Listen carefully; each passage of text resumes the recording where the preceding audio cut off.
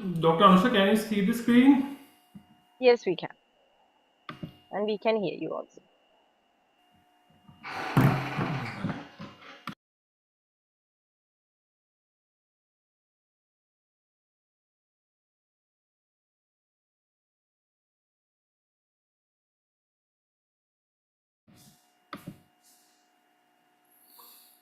So, thank you very much, Dr. Anushka, for the introduction.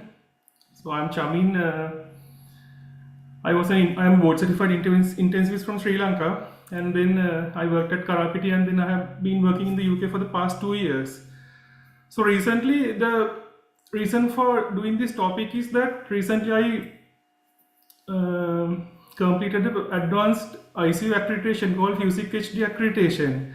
So as part of this accreditation, we in the scans we did, we had to do this Vexus scan. When I spoke to some of my colleagues from Sri Lanka and who are also working in UK, most of them were not aware of the Vexus scan. So that's the reason I chose this topic.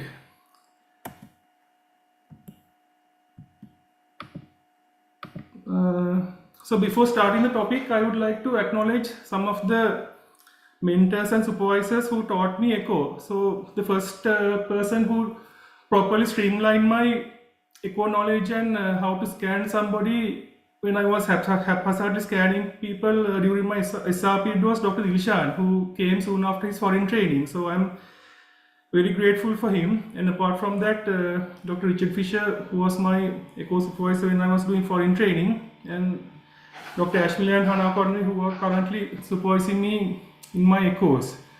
So before starting that, since this is the first time that I am talking something related to ultrasound, I thought that I would acknowledge all of them. So this is what I am going to talk today about Vexus. On the left hand of the screen, you can see the arterial and venous system of the body. And in the Vexus scan, what we do is we scan the IVC. Then depending on the size of the IVC, we proceed. If the IVC is more than 2 millimeters, 22 centimeters, we assume that there's venous congestion, and then we go on to scan the hepatic vein, portal vein, and renal veins. And in the middle of the screen, you can see the Doppler waveforms of each of the hepatic vein, portal, and renal vein. So ultimately what we do is we assign a grade depending on the waveform we get, and then we grade the Vexus scan into grade 1, grade 2, grade 3. You can grade grades. You can have the grade 0 where the IVC is less than 2 centimeters and then there's no venous congestion, and you can further on grade if the IVC is more than 20 millimeters depending on the waveform into grade 1, grade 2, grade 3, and grade 3 has the worst venous congestion. So this is a nutshell of what I'm going to talk, but during the next maybe 45 to 50 minutes, I'll be elaborating on the Vexus scan. So if you happen to fall asleep and you wake up, this is what I have been talking in the next 45-50 minutes. So this is the outline. First I would make the stage as to why we need the Vexus scan, then describe about the Vexus scan, how to do it, and briefly I will mention some evidence about the recent studies. So these are when we talk about Vexus, it's part of the fluid management. I have been doing full-time ICU since 2014 when I became SR. So these are the frequent fluid codes I have encountered up to now. One of the frequent one was look at the JVP and determine the volume status. If the JVP is elevated, the patient is overloaded. That was simple thought process based on our gold standard clinical examination. Another one, give fluids until CVP is 10 to 15. I would assume that most of you would have encountered when you encounter a hypotensive patient who is crashing. Usually you keep on giving fluids until the CVP is elevated. Then another classical question, what is the IVC diameter? Another one, give fluids. Can treat pulmonary edema but easily, but AKI will be more difficult to treat. This is one of the things I was taught when I was a critical care SR. Don't be afraid to give fluids. If the patient gets overloaded, you can put CPAP, BiPAP, or pass a tube and treat it. But then AKI is difficult to treat. Another quote: patient was fluid responsive. We continued giving fluids until the patient is not fluid responsive. IVC is 2.2. I have stopped giving fluids. I have not assessed anything else. IVC is 2.2. There are more than 3B lines. Okay, stop fluids. So we can go on further, which all of these will highlight the complexity of fluid management. As you can see, all these codes are based on physical examination, echocardiographic examination, cardiac output monitoring. So coming to the end of these codes, the latest ones which are being utilized in the field of fluid management, which is very complex, is Vexus. Then recently the concept of femoral vein pulsatility came, and who knows what would be next. So to start how fluid management evolved, initially in the critically ill patients, the thought was that we should go on giving fluids. So what the belief was? The belief was that we should target supranormal values, where we could augment the cardiac output, and by that we thought that we would augment the delivery of oxygen. So the patients were flooded with fluids. For example, in the 90s and late 90s, patients were given around 10 to 15 liters of fluids in the first 24 hours. And then this hallmark trial came in the early 2000s, the reverse trial, where the concept of goal-directed therapy was started, and the patients were also flooded with fluids. But then when the ICU physicians and the anesthetists and all, when they were following this protocol where the patients were bathed with fluids, they found out that there were many complications related to fluid management. As you can see, fluid overload or excessive fluid accumulation affects literally almost all the systems in the body, and you can see that most of the effects are not reversible. So people realize that there's something wrong with regard to how we are giving fluids. And after that, this ROSE concept evolved. According to the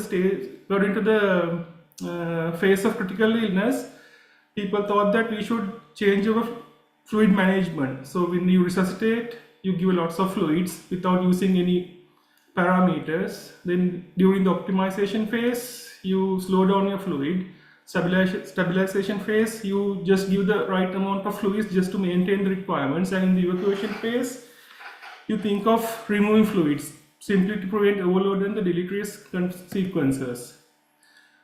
So most of the time the rule was to assess the forward flow. You check the left ventricle and see the left side of the circulation simply by assessing fluid responsiveness and other parameters.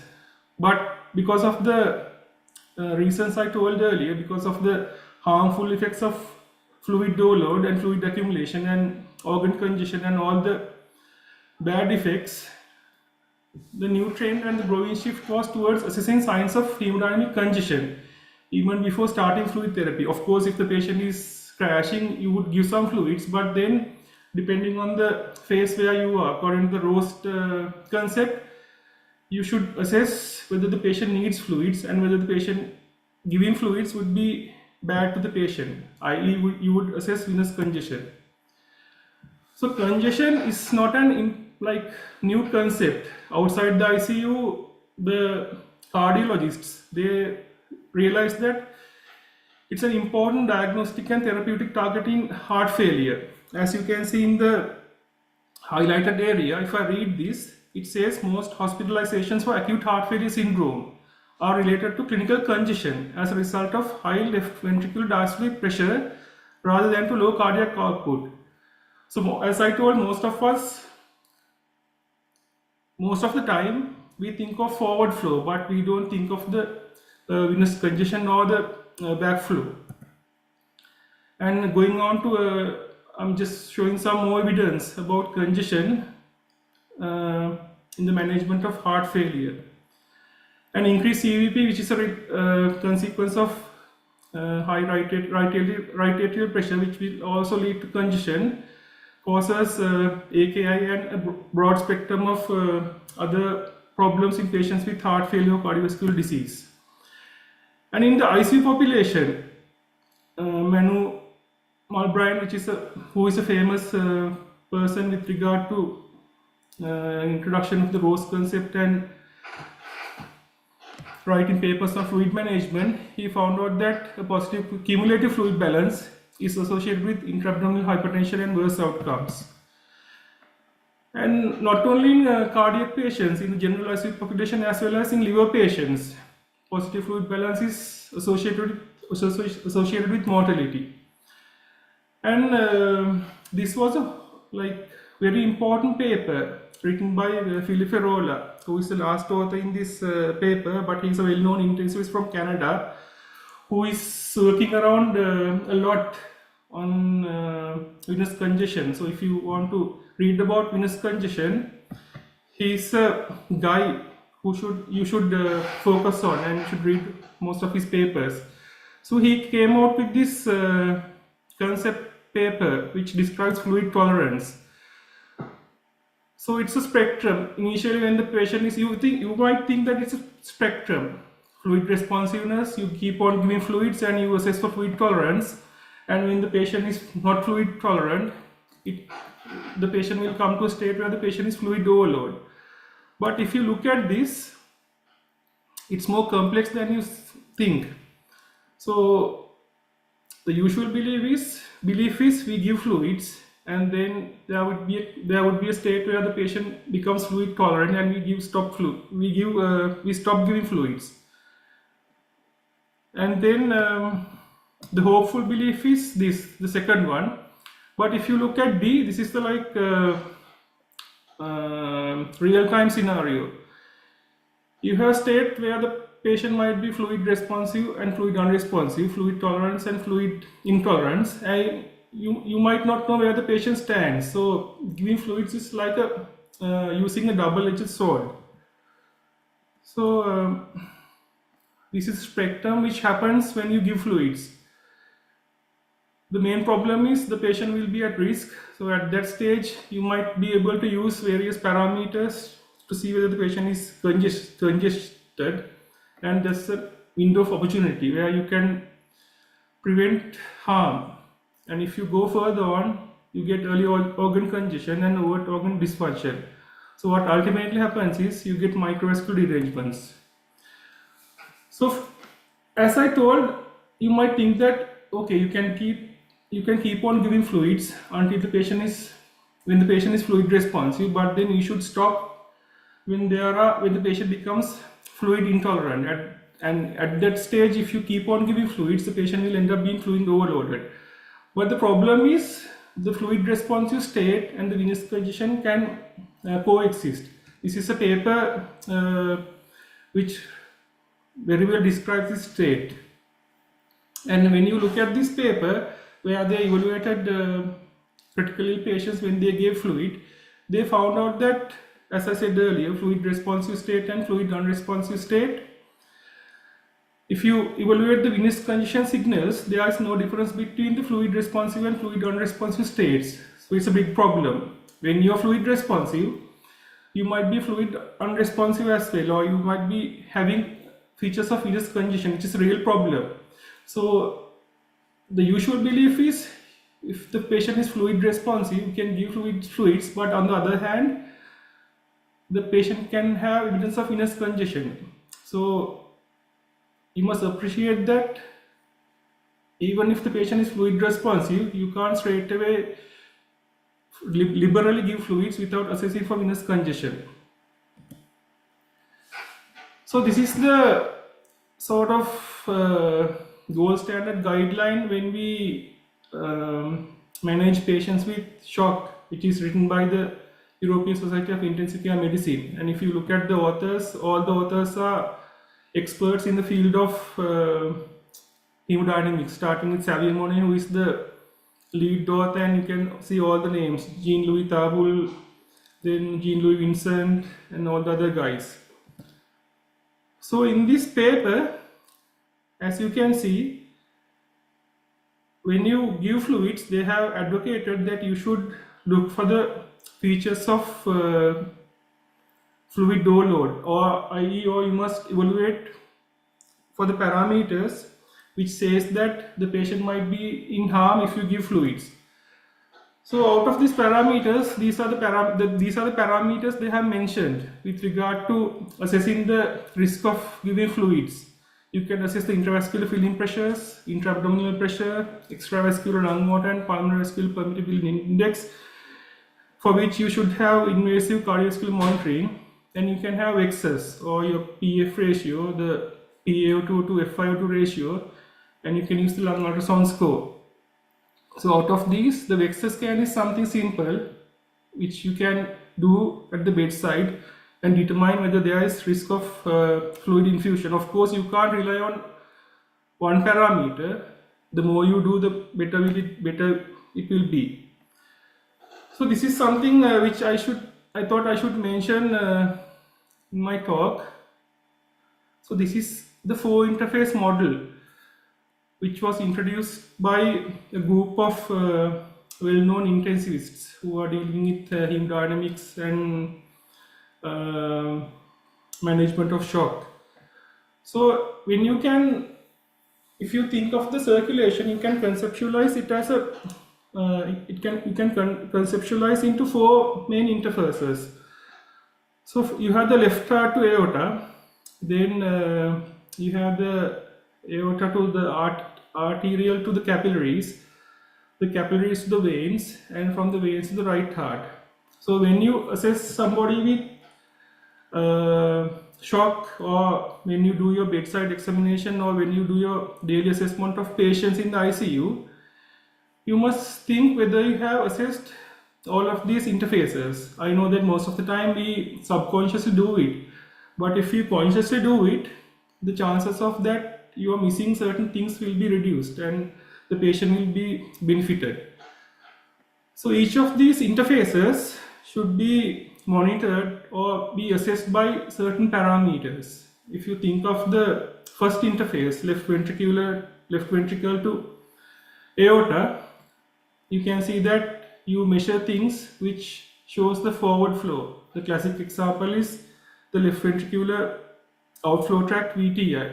And of course, you measure the left ventricular ejection fraction and the pulse pressure. The interface 2, you can measure it simply by doing capillary filling, or doing diastolic blood pressure, or the Mottling score, which is based on the capillary filling, or you can use these advanced parameters. Interface 3 is the one which I am speaking today. So it represents the venous outflow. So you can rely on the basic parameters, JAP, CEP, peripheral edema, or you can do the other ultrasound measurements like femoral and Doppler. You can do the Vexus, or the internal jugular vein Doppler, or the mean systemic filling pressure estimation. So with regard to this assessment of hemodynamics, ideally you should have a protocol where you could address all these interfaces. So if you use ultrasound, so the FUSIC HD accreditation, which is far beyond the basic scanning, is the first of that kind ever, which is described in the literature, where you do a comprehensive assessment starting from the left ventricle, left atrial pressure, right heart, valves, pericardium, aorta, veins, and by doing the veins you assess the venous system. The simple idea of putting this slide was just to stimulate everybody to learn more about cardiovascular hemodynamics without stopping at the basic level, where you just do the basic cardiac cues and where you scan the pleura and the IVC. So Vexus score is part of this hemodynamic assessment where you do assessment of venous congestion, and I think I have given you enough evidence to show that how important it is to evaluate for venous congestion. So with regard to the Vexus score, this was the landmark paper which described the Vexus score. So this paper describes where this group of people got together and they scanned patients, scanned post-surgical patients. What they did was they scanned the hepatic vein, portal vein, intrarenal vein, and the inferior vena cava during the first 72 after surgery. And they have described 5 prototypes, and in the Vexus scan we use today, we only use only one prototype. And as you can see in the results, if I read the results, the highlighted part, we found that defining severe venous congestion as presence of severe flow abnormalities in multiple Doppler patterns with a dilated IVC more than 2 showed the strongest association with the development of subsequent AKI compared with other combinations. So this is how the Vexus score was born. So it was initially done in cardiac patients in the first 72 hours. They assessed the hepatic vein, renal vein, and the intrarenal vein if the IVC was more than 2 centimeters. And then they showed that the higher the Vexus score, the higher likelihood of developing AKI. So this is the protocol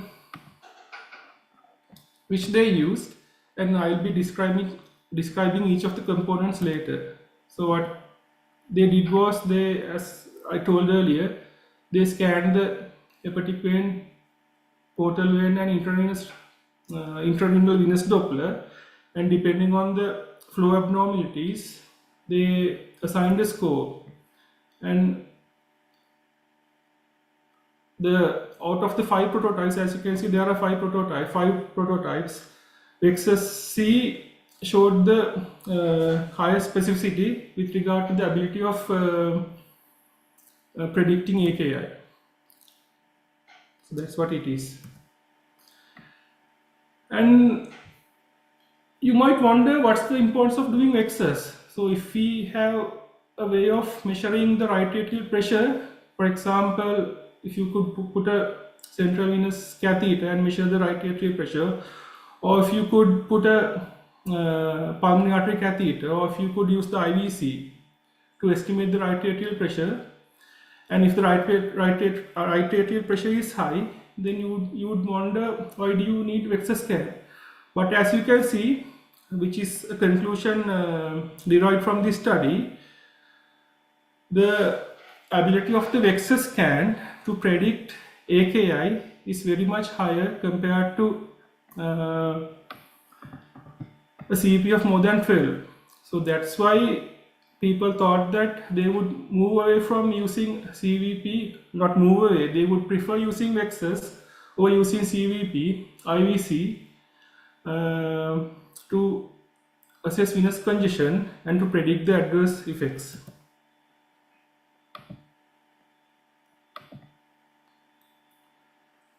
So this is another study which was published in Chest in 2024, which further supports that using Vexus is far more superior to using IVC and simply measuring central venous pressure. As you can see, when the right atrial pressure increases, the Vexus grade increases. So right atrial pressure, mean pulmonary arterial pressure, as well as pulmonary capillary wedge pressure increases when the Vexus grade increases. All of these parameters increases. And if you appreciate these two graphs, the right one is when somebody's CVP or right atrial pressure is more than 10 millimeters mercury, and if you consider Vexus, the IVC diameter and the IVC collapsibility index on the right side, using Vexus you can predict a rise in right atrial pressure with a more specificity rather than using IVC diameter or IVC collapsibility index. And the problem is, like, when the IVC came up, it looked as if it was a magic bullet. Still, I can remember when I was doing ICU during my SR period, I had emergency medicine colleagues, with due respect, they would do the IVC, and in the ward round, they would say, okay, IVC is 2 millimeters or 1.5 millimeters, 1.5 millimeters or whatever it is, okay, and depending on that, we have decided to give fluids or not. And unfortunately, I didn't know how to measure the IVC at that time, and I was like scolded many times. So, but then people realized afterwards, during the coming years, that IVC is not a magic bullet. If you read this paper, which is a very interesting paper, the topic itself speaks out: inferior vena cava ultrasonography for volume status evaluation, an intriguing promise never fulfilled. So I would advise you to read this paper, which shows why assessment of IVC is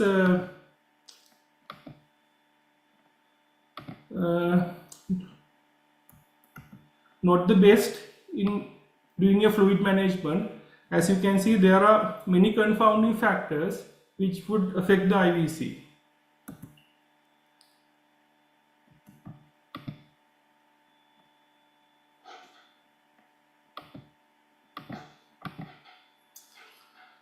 So I think I have set the stage to speak about Vexus, why it is important, and why the Vexus scan is having an advantage over the other conventional measurements of right atrial pressure, the pulmonary artery catheter, the central venous catheter, the IVC, and the collapsibility index. So when you do the Vexus, you basically first measure the IVC, and if the IVC is more than 2 millimeters, there's a very high likelihood that the patient is congested, and you proceed to scan the hepatic vein, portal vein, and the renal vein. It's a very simple thing.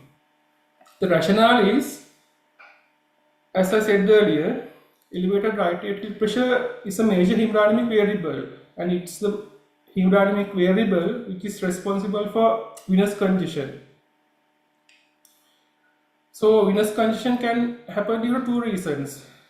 It can be due to pressure overload or fluid overload. The problem is the right side of the circulation will be receiving fluids, but because of a problem of getting rid of the fluids, you get back pressure. So what happens is, because of the back pressure, you get dilatation of the venous system and the flow changes, which is detectable through ultrasound. So venous congestion is not a simple thing. It's a complex interplay between many factors, like you have the venous compliance, you have the circulating blood volume, you have the mean systemic film pressure, and ultimately what determines whether venous congestion is present or not is on the compliance or function of the right atrium and the right ventricle. It should be right ventricle.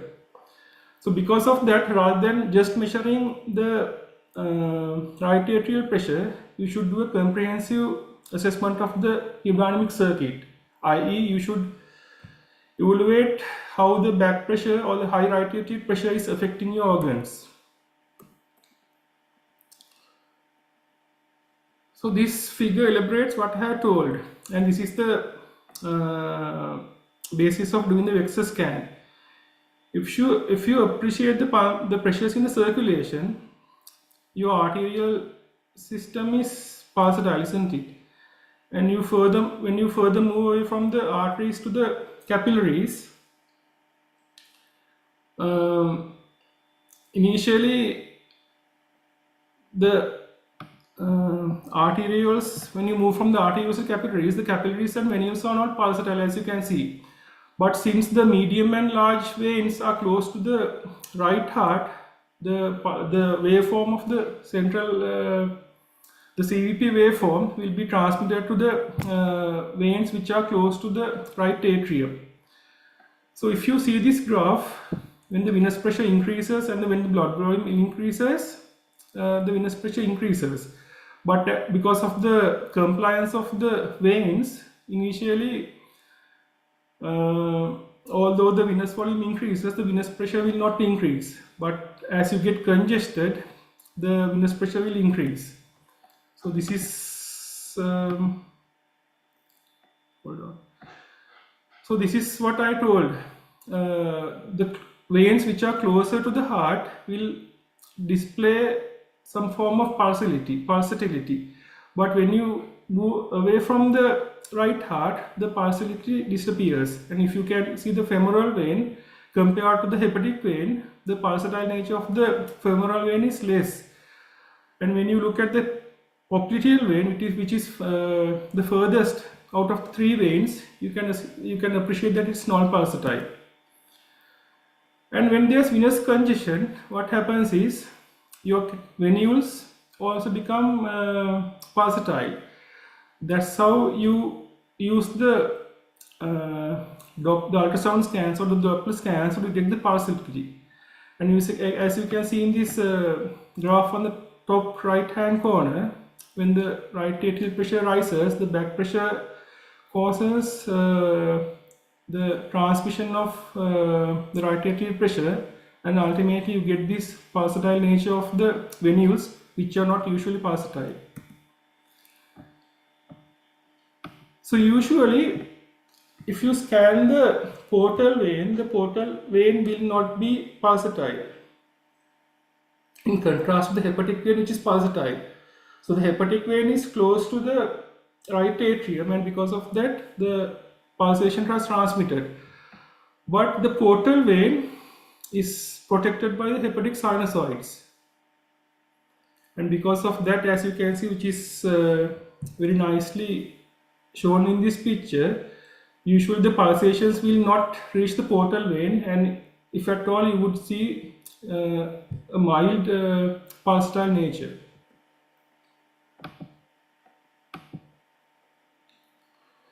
So before moving on to how to do the Vexus scan, I would just like to refresh your memory about some physics on doing the Vexus scan. So what you do is you use the pulse wave Doppler. So when you talk about Dopplers, you have the continuous wave Doppler and the pulse wave Doppler. So if you want to appreciate the Doppler waveforms in a particular point, you should use the pulse wave Doppler. The pulse wave Doppler, when you in the ultrasound scan machine, you get this cursor with a sample volume where you can place it in the area of interest. So you must use the pulse wave Doppler, and then with regard to the probe, you can use the curvilinear probe, which is shown here, and you can use the phase array probe as well, which I will tell you later. And when you put color when you put color, you can get either blue or red. If it's blue, it means that the flow is moving away from the probe, and if it's red, it means that the flow is moving towards the probe.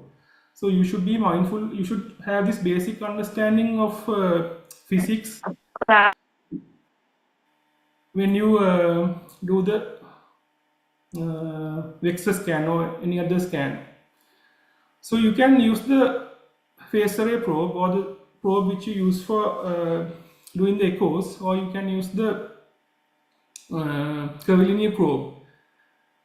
The convenience of using the phase array probe is you can easily manipulate it between the ribs, in contrast to the curvilinear probe. But at the end of the day, the quality of the pictures, unless the patient is obese, will not really matter whether you use the phase array probe or the curvilinear probe. Start with the Vexus scan. The first thing that you would scan is the inferior vena cava. I hope that you are familiar with this one, the view in the top left, where you do the subcostal view of the heart, and then you turn the probe, rotate the probe 90 degrees, and you get this view. So apart from this view, there are other views which you can get when you measure the IVC. when compared to the long axis view of the IVC, it is recommended that you use the short axis view, where you can appreciate the IVC and the aorta lying adjacent to each other. I'll tell you why it's important to concentrate and measure the IVC in the short axis in contrast to the long axis. And you can also scan the IVC in the mid-axillary line, and when you will get the double shotgun appearance. And the top the bottom right one, it's not a very familiar view, but if you're scanning at an advanced level, you can get this view, but it's not something which we regularly do. So this is the reason why I told that it's important that you scan the IVC in the short axis view. So when you scan the IVC in the long axis view, you will not know where you are cutting the IVC. If you cut the IVC in the middle, you might get the correct value, but if you are cutting the IVC laterally, you might not get the proper evaluation of a proper value to evaluate the IVC. So if you scan the IVC in the short axis, you can mitigate this effect. So this is what I have shown, how the IVC in the short axis. So instead of scanning the IVC in the long axis, always try to scan it in the short axis. Of course, you can scan both and get a value or get the mean value as well. So this is the short axis and this is the long axis. So now we are done with the IVC. So in the Vexus scan, the first step is you scan the IVC. You can do it in the short axis or long axis. If you can do in the short axis, that's better because of the reasons I have told. And if the IVC is more than 2 millimeters, you assume there's very likelihood that the patient will have venous congestion, and you proceed to do the rest of the scan. And there are 3 anatomical levels that you scan when you scan the hepatic vein and the portal vein, which I'm going to show you. So when you scan somebody who is spontaneously breathing, there are 2 places where you can scan for the hepatic vein portal vein. Either you can scan in the just below the liver in this area, or you can scan in the mid-axillary line. Later on I will show you that scanning in the mid-axillary line will yield better pictures compared to just below the liver. So there are 3 positions that you would scan. So you first put the probe in the mid-axillary line at the level of the sulcoid process, and the first thing you would do is you would put the tail up. And when you put the tail up, I will show you will be seeing the spine, and then you put the tail in the middle where you would see in the hepatic vein, and you put the tail down where you would see the portal vein. So this is what I have described. So first thing, you put the tail up, you place the either phase array probe or the curvilinear probe in the mid-axillary line, or you might have to go further down towards the posterior axillary line, and you put the tail up and you would see this spine sign. That's the easiest way to find the landmarks. Then what you do is you bring it to the middle where you would see the hepatic vein. I would later on tell you how to distinguish between the hepatic vein and the portal vein. And then finally what you do is you put the tail up where you would be scanning the portal vein. So to repeat what I have said, in the mid-axillary line at the level of the xiphoid process, tail up, look at the spine, tail in the middle, look at the hepatic vein, tail up, look at the portal vein.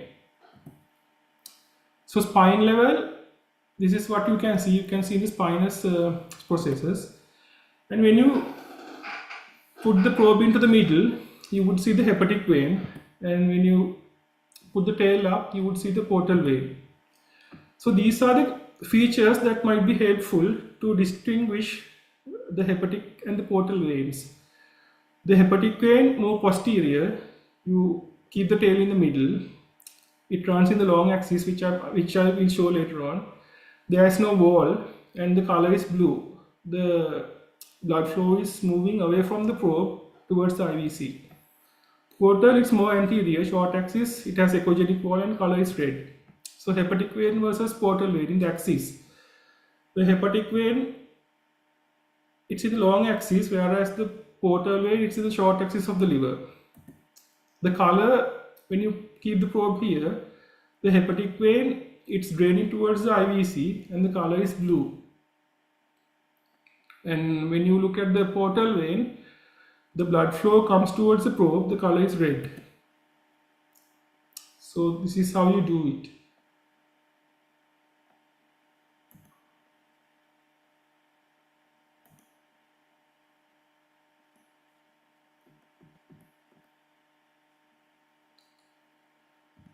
Okay, so now we know how to scan for the portal vein and the hepatic vein. Again, I'm repeating just to make sure that it goes into your head. So you keep the probe in the mid-axillary line at the level of the sigmoid process. Tail up, you look at the spine. Tail in the middle, you look at the hepatic vein. And tail down, you look up and look at the portal vein. Now let's go through the each waveforms individually. So this is the hepatic vein Doppler. If you could appreciate this slide, the hepatic vein Doppler is similar to the CVP tracing. And unless you have an ECG, when you do the hepatic vein Doppler and the CVP, you might not know what exactly the waveform is. So one of the first principles when doing the Doppler studies or the hepatic vein Doppler or the renal vein Doppler is that you should have the ECG in place. So now I'm going to describe each phases of the hepatic vein Doppler and how the waveform is formed. So in the hepatic vein Doppler, you have the A wave, S wave, the V wave and the D wave. So below the baseline, the blood is moving towards the heart, and above the baseline, the blood is moving away from the heart. So hepatic vein Doppler, as you can see, when you keep the probe over the liver, the blood is moving away from the hepatic vein into the IVC. That's why you get the blue color. And initially, when there's right atrial contraction, the blood is pushed on two directions. First, it's pushed towards the right ventricle, and it's pushed towards the IVC as well. So because of the retrograde flow, initially you get the A wave, and then after the atrial contraction, you get the right ventricular contraction or the systole. In systole, what happens is the tricuspid annulus is moved towards the apex of the right ventricle, and because of that, the right atrial volume is increased, and there's a decrease in right atrial pressure, and because of that, there's blood flow into the right atrium, which causes an S wave. Then there's the right ventricular contraction ends, and the tricuspid annulus moves back towards the right atrium, and because of that, there's rise in right atrial pressure, and there's retrograde flow, which causes a V wave. And then what ultimately happens is, in diastole, your tricuspid valve opens, and there is flow towards the right atrium, right ventricle, and there's a suctioning effect as well, which causes the D wave. So ultimately what happens is you get the A wave, S wave, V wave and the D wave. So A wave is atrial contraction, S wave is due to systole, where the tricuspid annulus moves towards the apex and reduces the pressure in the right atrium and causes suction effect. Because of that, you get flow into the right ventricle. V wave you get because of the tricuspid annulus moving towards the right atrium, and there's rising pressure, which causes retrograde flow. And phase D is in diastole, when there's opening of the tricuspid valve and there's flow into the right ventricle. So this is the waveform. So unless you have ECG with the waveform, you might not be able to appreciate which waveform is which wave is what, which I will come into later. So the normal hepatic waveform, as you can see, the S wave is larger than the D wave, and when there's venous congestion, the waveform changes. When there's severe venous congestion, initially the S wave is smaller than the D wave, and ultimately when there's severe venous congestion, what happens is the S wave reverses. So these are the typical hepatic vein Doppler patterns that you should appreciate during your practice. So mind you, when you do Doppler studies, there can be pitfalls. If the patient is AF, obviously there will be absent A wave, and sometimes the S wave will be smaller than the D wave without a rising right atrial pressure. So if, as I told earlier, when there's venous congestion, the first change would be the S wave will be smaller than the D wave. But mind you, in atrial fibrillation, without a rising right atrial pressure, the S wave can be smaller than the D wave. And in liver cirrhosis, and when there's fatty infiltration, there will be blunting of waveforms where you won't be able to appreciate the proper nature of the waveforms. And in tricuspid regurgitation, there will be a prominent S wave.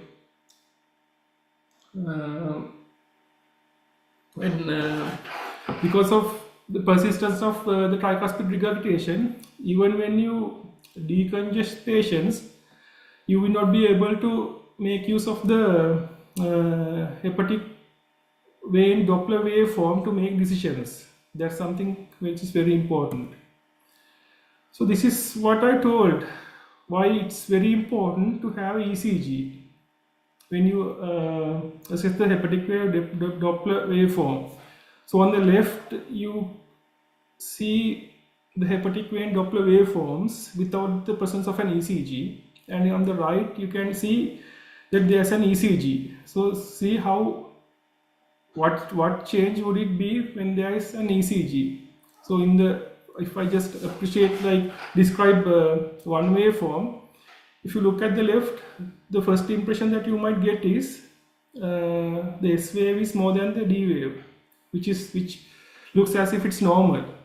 But if you time it with the ECG, it says that the S wave is smaller than the D wave, which is the first manifestation of venous congestion.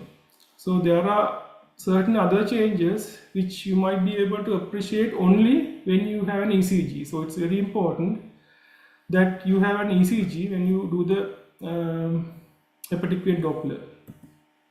Let's come to the portal vein. So the portal vein, as I told you earlier, because it's protected from the sinusoids, normally the portal vein doesn't get the normal pressure transmissions of the right atrium, in contrast to the hepatic vein.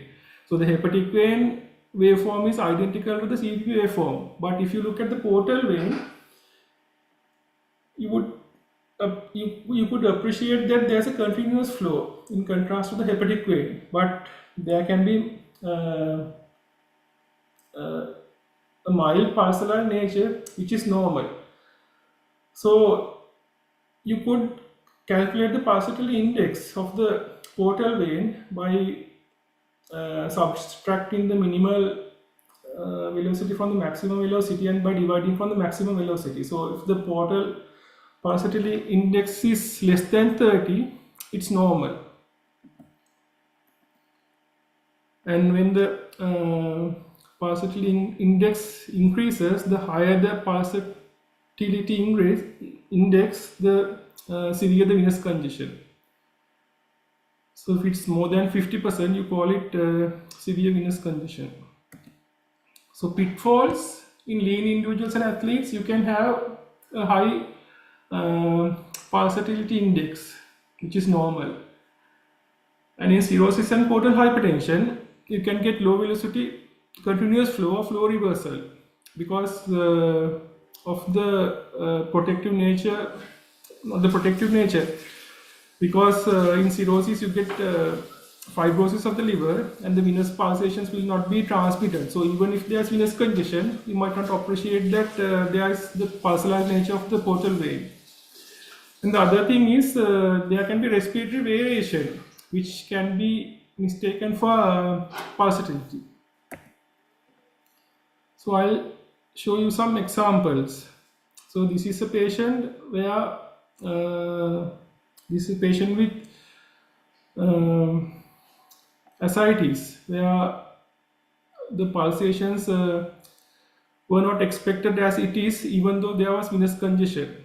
And this is a patient where the portal vein pulsations are below the baseline, in contrast to where it should be above the baseline. So let's come to the renal vein. So the renal vein is the last organ we would scan when we do the Doppler scan, the Vexus scan. So what you do is you scan the interlobar vein or the arcuate vein. So in the kidney, if you scan the main renal vein, the waveform will be similar to the hepatic vein or the central CEP waveform. So it might not truly reflect the venous congestion or back pressure of the right atrium. So in order to get a true idea about the venous congestion, ideally you have to scan the interlobar vein or the arcuate vein. So when you scan the interlobar vein, as you can see, you must place the ideally you should place the Doppler sampling gate at the junction of the cortex and the medulla. Otherwise, if you place it towards the hilum of the kidney, you will not get the proper waveform, and you might not be able to evaluate the venous congestion.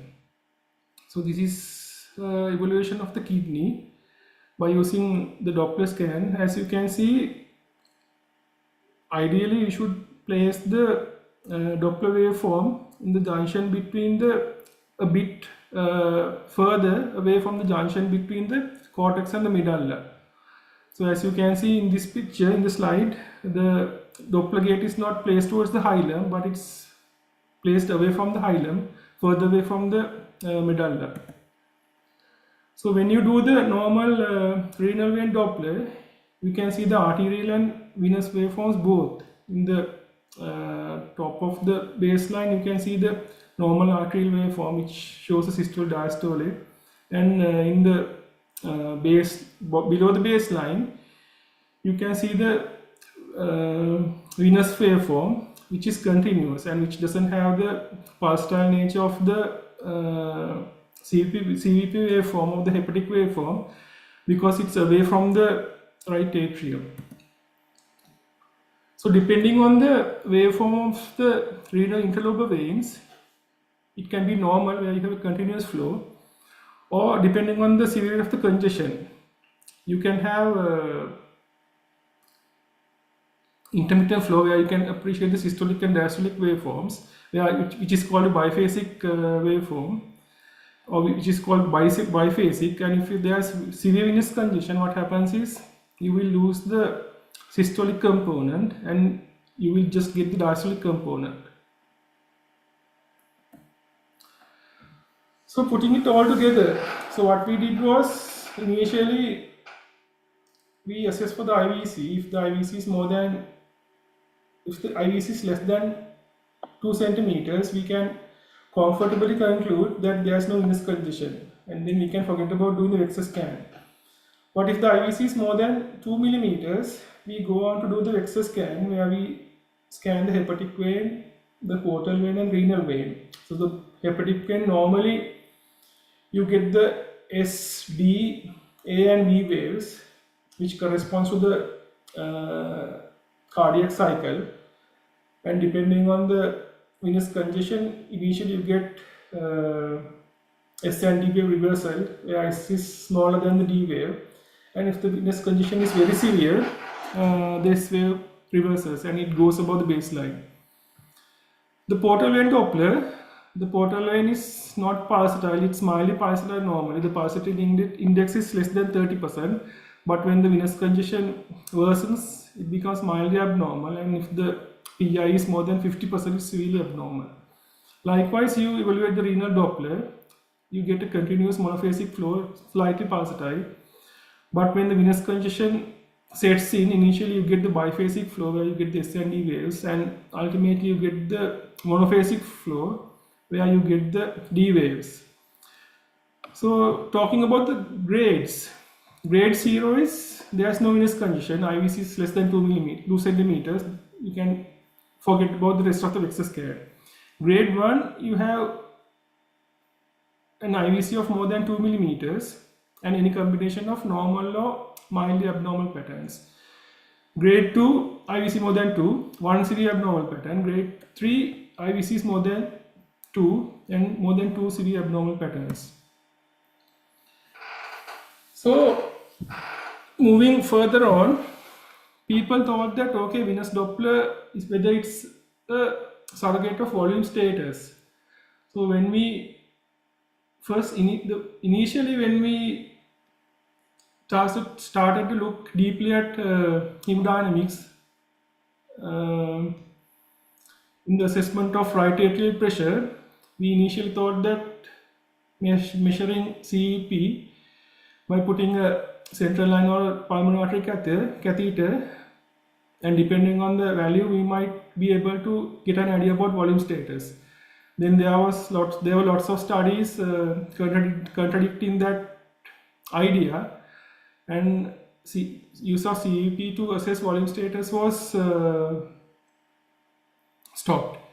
Then the IVC came around. Then people thought that okay, if the IVC is full, it reflects hypovolemic state, or if the IVC is collapsing, it reflects a hypovolemic state or volume underloading. But then, as I told earlier, there are people thought that there are lots of confounding factors which might not give the true idea of the IVC. So it was also not thought of as a mark of volume status. Then people thought that when the Vexus scan came, if there is severe venous congestion, it might reflect a hypovolemic state, but it's not the case.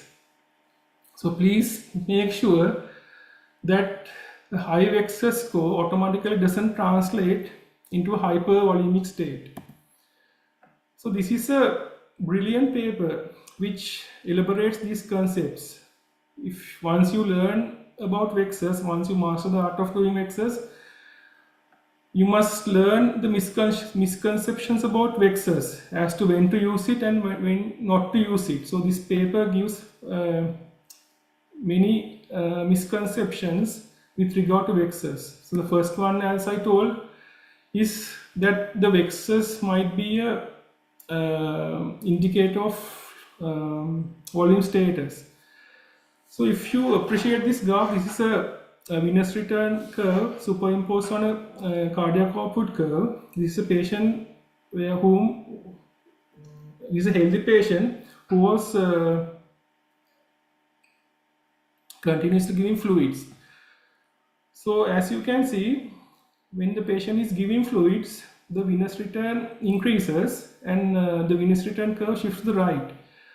But if you appreciate the cardiac output curve, initially when the venous return increases, the cardiac output increases, and then when it comes to the flat part of the curve, the cardiac output doesn't increase, but at the expense of giving fluids, what happens is the central venous pressure increases. So in this patient, if you do a Vexus scan, it's obvious that there will be venous congestion, isn't it? Because at the flat part of the curve, because the right ventricle is not able to handle the increasing venous return, the pressure goes up and there will be back pressure, which will be manifested in a Vexus scan as venous congestion. So in this scenario, when there's venous congestion, you can assume that the patient is hypervolemic.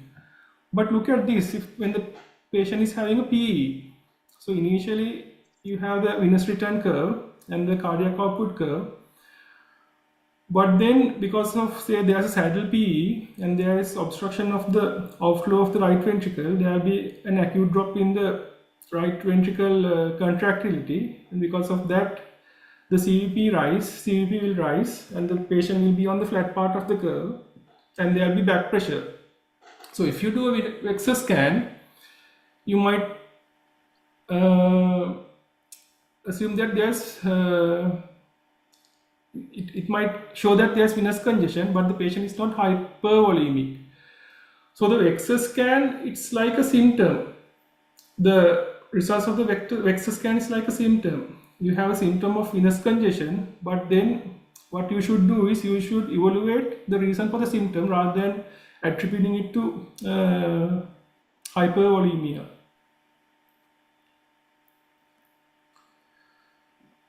So finally, let's speak about some pitfalls.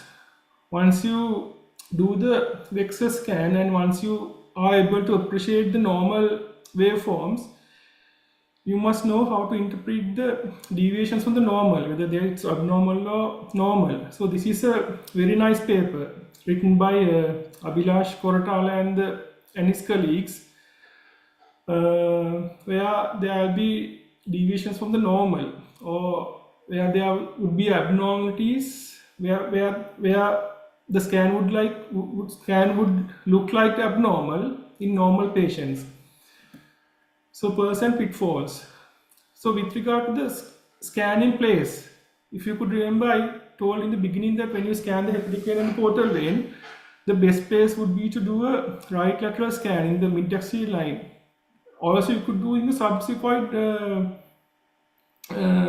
area, but as you can see, when you do in the right lateral area, the portal vein, the clarity of the waveform is much higher when compared to subsequent.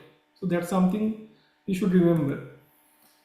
And this picture further elaborates it. The subsequent compared to light lateral, the portal vein, the hepatic vein Doppler has much more clarity.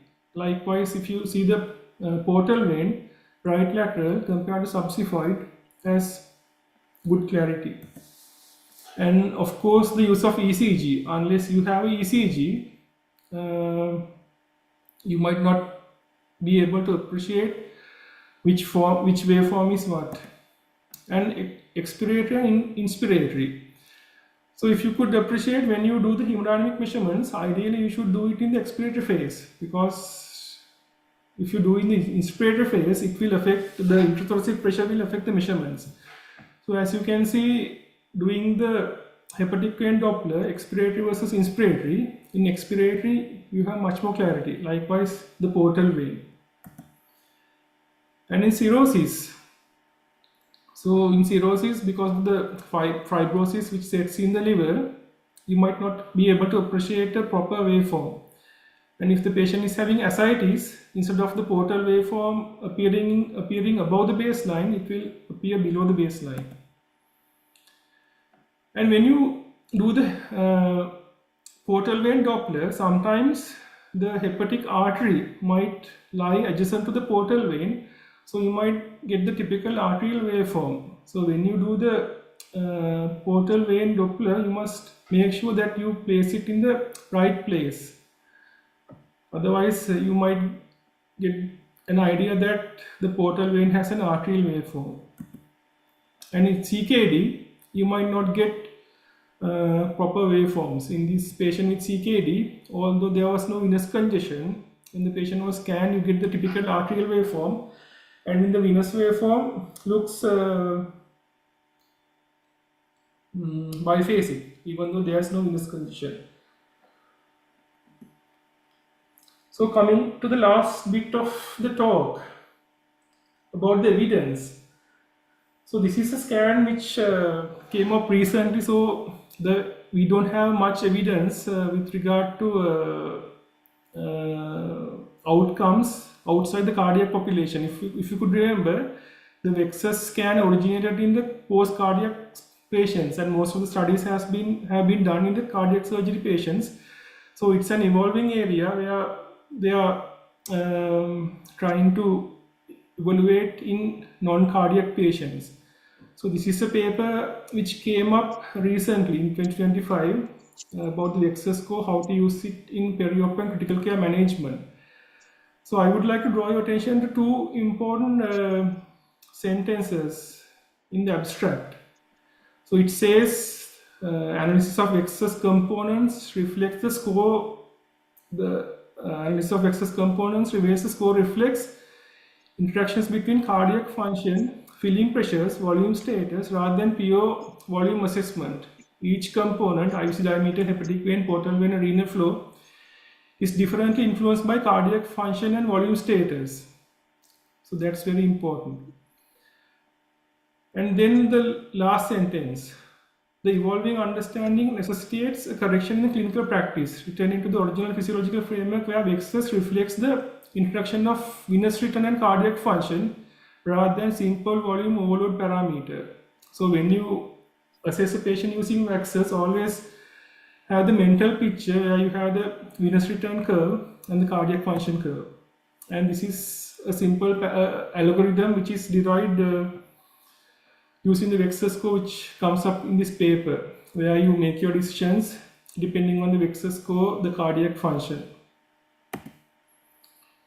So I'm going to skip some of these because of the interest of time, and I would like to draw your attention to this one. So this is a big study which is going on nowadays, the Andromeda Vexus trial, which is evaluating whether the use of Vexus will be able to predict the need for renal replacement therapy or death in patients with septic shock. I told earlier that it's mainly validated in cardiac patients, but we don't know how it behaves or what's the evidence is in non-cardiac patients. So this is one of the trials which is ongoing, which will give us important data regarding Vexus in septic patients. I'm going to skip this. So lastly, talking about Vexus, so you might think why we can't use other veins instead of the portal vein, hepatic vein, and renal vein. Of course, you can use the femoral vein to assess the venous congestion. If you could remember, in one of the early slides, I showed that the femoral vein is not pulsatile. In fact, there can be mild variation of the pulsations.